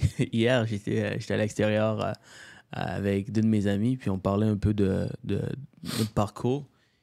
Et il me disait, un de mes bons amis, là, ça fait des années qu'il me connaît depuis secondaire, il me dit, man, comment tu fonctionnes dans une journée, toi? Je dis, pourquoi tu me poses cette question? Tu dois me connaître. Je dis, man, je te vois sur les réseaux, bro, comme je sais même pas comment tu réussis à garder ta relation, à faire tout ce que tu fais, les podcasts, l'événementiel, une des plus grandes conférences au Canada. Genre, comment tu fais? I mean, je fais beaucoup de sacrifices, man. Depuis le début de ma carrière, à l'âge de 22, quand j'ai commencé comme courtier hypothécaire, à aujourd'hui, je suis toujours courtier hypothécaire. Dans le commercial, on fait des grosses transactions. Notre contrat, c'est dans les 10, 15, 20. Je travaille sur une contrat de 100 millions. Mais pour arriver là, j'ai toujours gardé les mêmes habitudes. Je me couche tôt, je me lève tôt. Ouais. Ma vie, c'est venir au bureau, rentrer à 6-7 heures, 7-8 heures de nos jours. Chacun avec ma femme et mes deux petits chiens. Puis le lendemain, je recommence tous les jours. Ouais. Et j'ai pris un coup sur vous. Je vous vois comme si je partais en voyage pour venir vous voir. Right? Yeah. Et c'était déjà lourd. Je me posais comme 10 fois la question, est-ce que ça vaut la peine? J'ai un podcast demain. Right? Ouais. Ça vaut-il la peine? Tu vois? En plus, puis je suis même pas au courant qu'on était à Saint-Jean aujourd'hui. Yeah. J'ai su ça ce matin. Exact. Right? Puis les mégas, ils m'ont demandé, il y en a qui sont nouveaux, ils m'ont demandé, hey, on travaille-tu demain? Like, of course, on travaille demain. Exact. Ma team, tu sais quoi, ils demandent, même, tu sais, probablement que c'est ça, mais comme ma team, c'est remote, fait que mon équipe, c'est comme online et tout, mais comme, au début, c'était la même chose, ils le demandaient. C'est comme, hey, aujourd'hui, on travaille dessus. J'étais comme, what the fuck, genre, comme, le monde a-tu un téléphone? Ouais. Ils répondent-tu quand même? Ouais, je call them. Tu sais, c'est comme, comme, il n'y a aucune raison qu'on ne travaille pas, tu sais. Fait que, exact. non, c'est... Exact. C'est tous ces sacrifices qui m'ont permis d'être là. Puis si les gens veulent savoir comment ça, ce gars-là, il est rendu là, mais c'est parce que je continue à faire les mêmes choses. Ça, c'est important. Je continue à faire les mêmes choses, puis je double down sur ma discipline. J'essaie toujours d'aller chercher un petit edge avec un whoop, puis j'essaie de chercher mon petit edge au niveau de mon sleep, de mon entraînement, dans la nutrition. Puis ta gang, ben, c'est comme tes papas oiseaux qui feed bébé oiseau, tu comprends? Puis si t'arrêtes des feeds parce que toi, t'es juste chill, confortable, mais eux arrêtent de grandir, tu sais. Fait que c'est important. Absolument. Absolument. Absolument. Moi, il y a des jeunes j'ai beaucoup de jeunes, 19, 20, 21, puis ils me disent, à ton âge, je vais être beaucoup plus grand que toi. Je dis, all right, try catch me if you can. Ouais. Parce que souvent, qu'est-ce qui arrive, c'est que moi, j'ai mon mentor, j'aime ça raconter ces histoires, c'est que mon mentor, il est dans la quarantaine quand j'ai commencé dans l'industrie, j'avais 22 ans, puis il se vantait sur le fait qu'il avait 15 ans d'expérience. 15 ans d'expérience. À un moment donné, j'avais tellement faim que je l'ai rattrapé à 4-5 ans après. Right?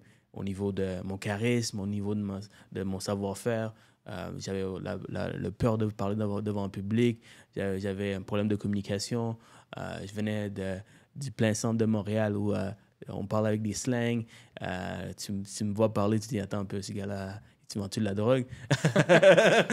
J'ai complètement changé comme personne, et à un moment donné, comme je voyais qu'il voyait aussi que je le rattrapais un peu sur, pas nécessairement l'argent, mais sur les skills, les soft skills et hard skills, qu'il n'y avait plus nécessairement plus à me donner, donc c'est plus, il me ralentissait sur mon courbe d'apprentissage. Alors j'ai dû quitter. Vraiment une bonne personne, c'est juste que je pense que c'est important de de continuer à grandir. Si tu veux être un bon leader, un bon mentor, c'est la raison pour laquelle j'ai dit catch me if you can. C'est que, man, moi, je veux continuer. Grandir, hein. Puis le c'est gap super va être important. tellement grand que si tu veux faire tu veux me rattraper, il faut que tu fasses des extra grandes choses. Right? Puis quand tu es dans ce genre d'environnement, qu'est-ce qui arrive? C'est que tout le monde va monter. Parce que ton leader, il est toujours en train de monter. 100%. Right? Dernière question. Yep. Ça fait combien de temps qu'on parle, Antoine? OK, c'est parfait. Dernière question, avant les petites questions, puis on peut terminer ça. Alex, merci encore. Vraiment pertinent pertinent comme podcast. La première, c'est je suis vraiment contre le travail à distance. I know. Alors, le fait que tu le fais, je suis juste curieux de savoir. Je vais te donner ma philosophie à moi. Ouais. Je suis un grand fan de PBD, Patrick Bet-David, Grant Cardone, Tony Robbins, Russell Brunson. Tous ces gens-là, ben, je les admire, je les écoute, je les étudie. Pas comme un genre de groupie qui a juste envie de prendre une photo. Non, j'étudie qu'est-ce qu'ils font. Parce que parce que je sais que dans la vie, tout a été déjà créé. Tu n'as pas besoin de réinventer la roue. Moi, je prends les chemins qui permettent de rendre où ce que je veux me rendre. Puis souvent, il y a certains qui ont déjà marché ce chemin. Donc, j'étudie ces gens-là. Right? Et tous ces gens-là, ils ont bâti une empire en ayant un bureau. En ayant une culture d'entreprise. I know. Puis Elon Musk le dit, you can't build a fucking culture having people offshore. C'est alléchant, c'est intéressant. Mais tu réussis. Alors, je suis comment? Attends, je vais me poser la question. Mais ceux qui m'écoutent, OK? Ceux qui sont mes setters and closers, aucune chance qu'on le fait. Pas pour le moment, en tout cas. Puis, that's OK. C'est juste... j'ai commencé mon étiquette business en crypto, puis moi, j'étais au Mexique pendant le COVID. Good. Fait que j'ai commencé remote.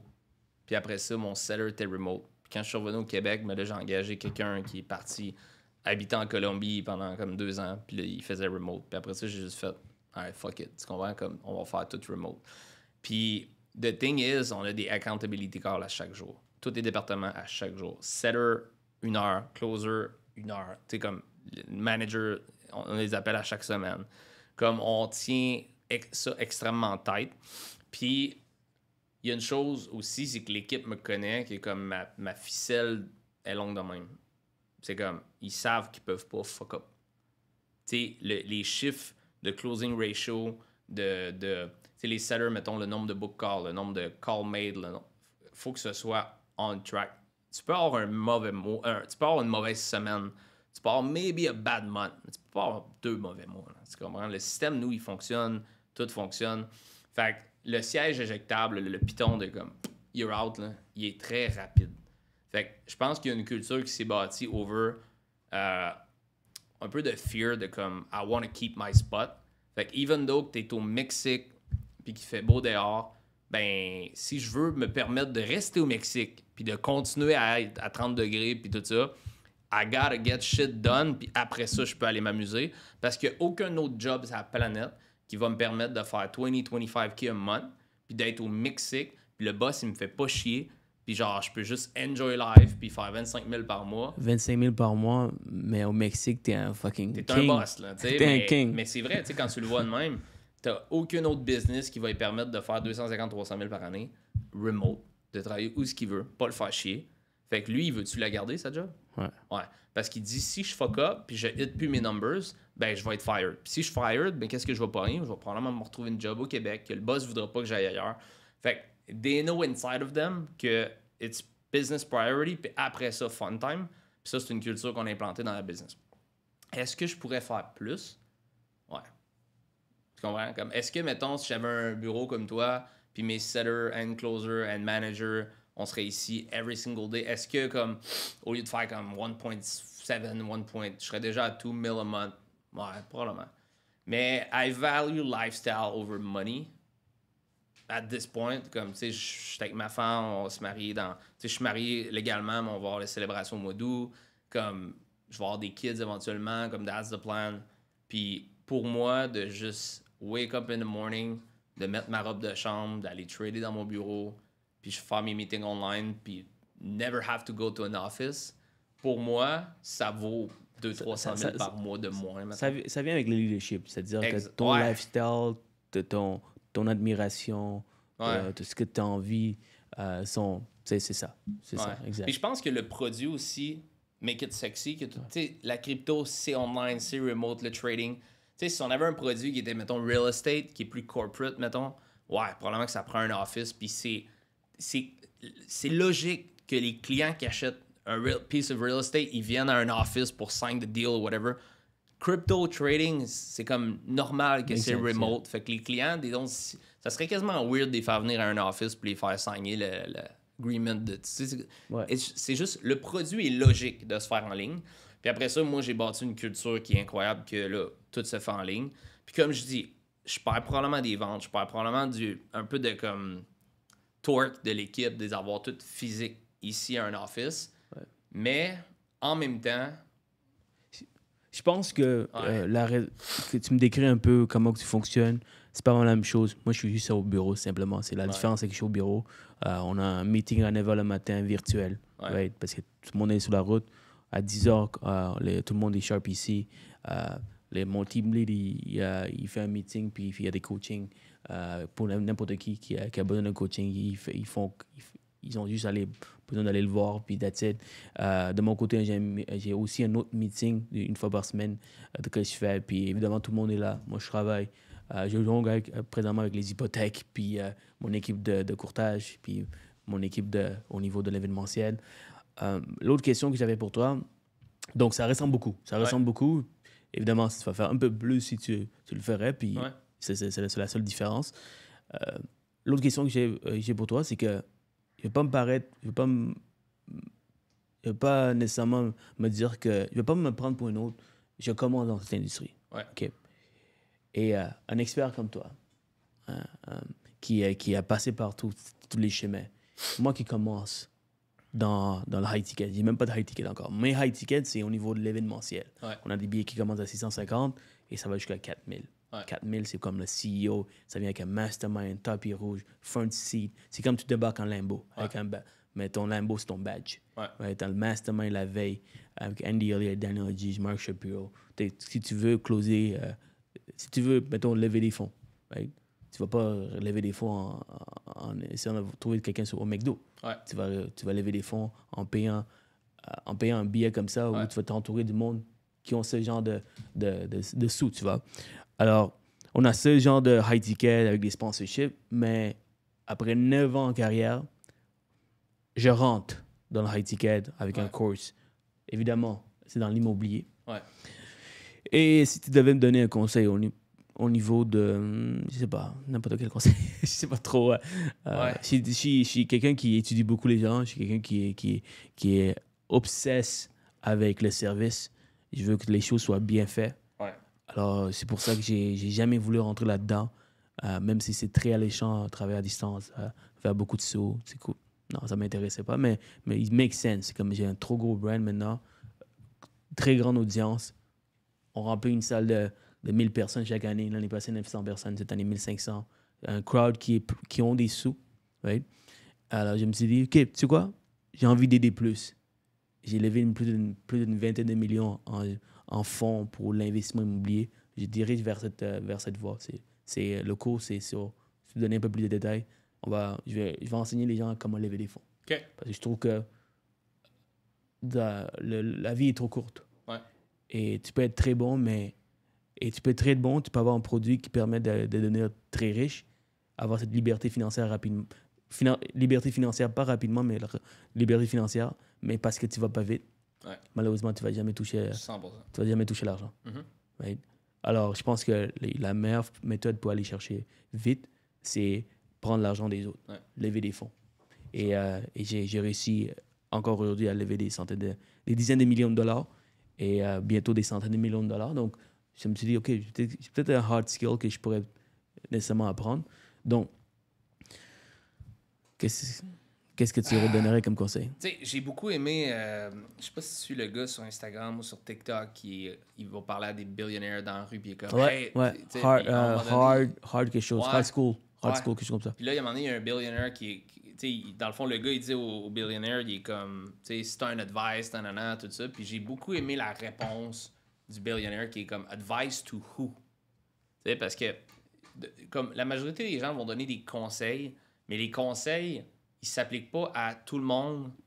Ben, ils s'appliquent à tout le monde, mais ils s'appliquent pas nécessairement à la place que ces gens-là sont rendus.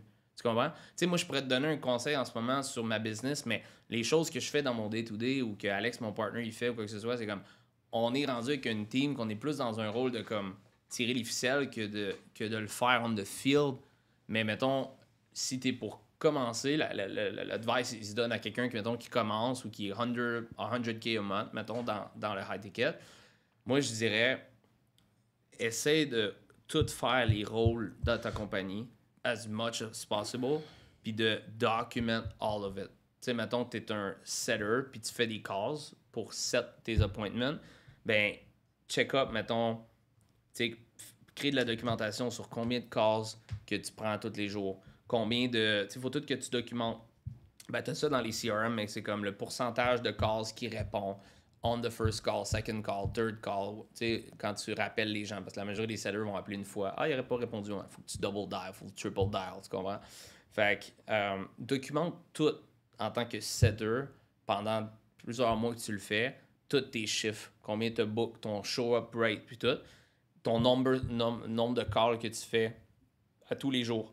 Puis ça va te permettre après ça, dans ton hiring process, de comme set the standard avec les gens, de dire comme, regarde, I did it, this is what I'm looking for, t'es-tu capable de me donner ça?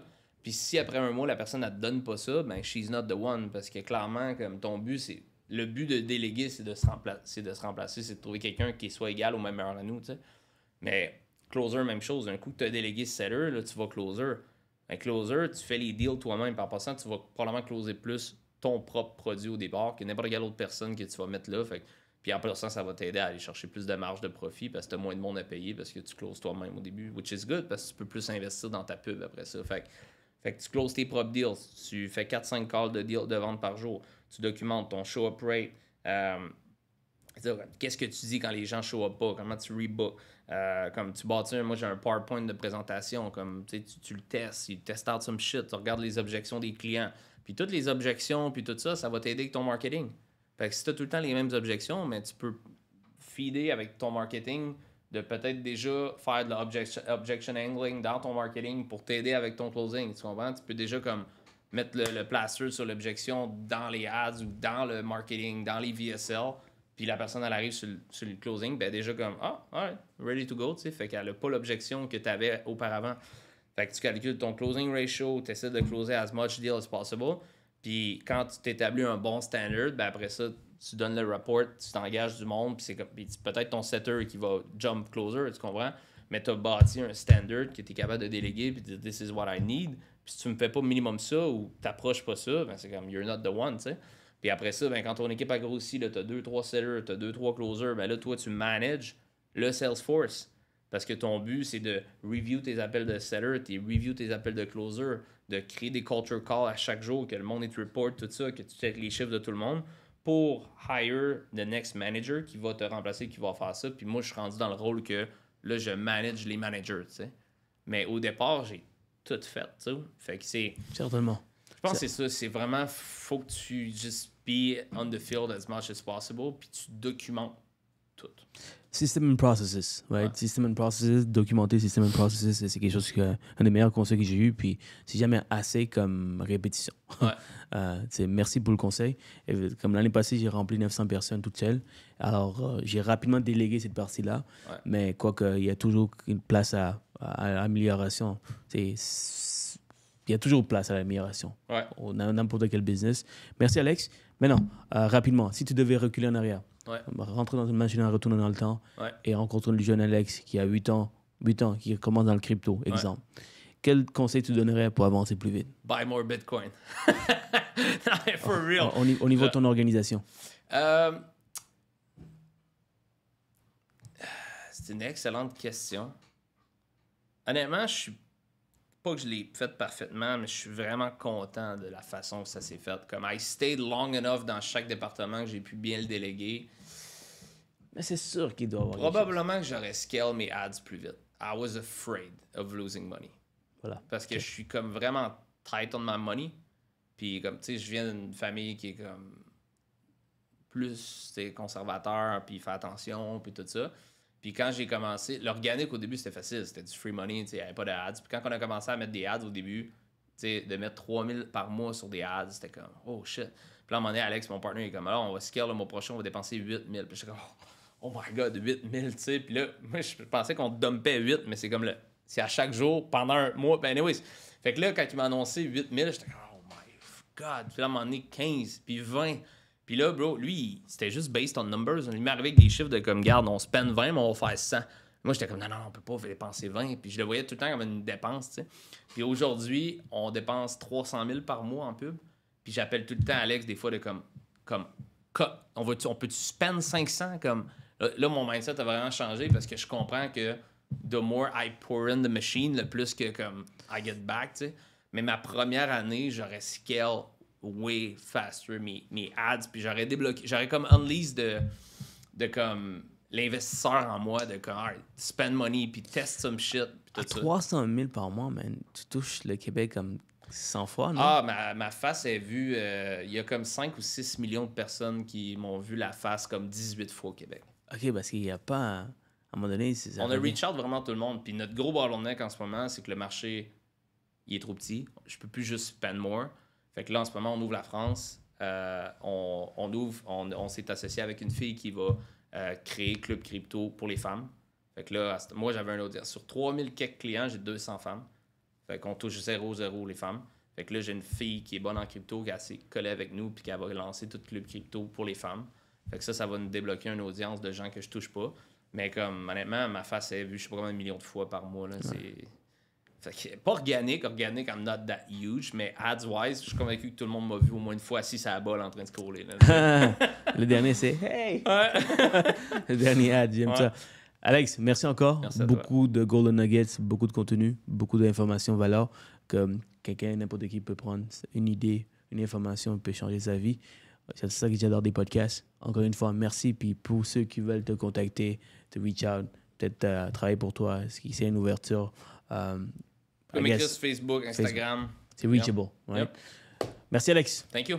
Boom.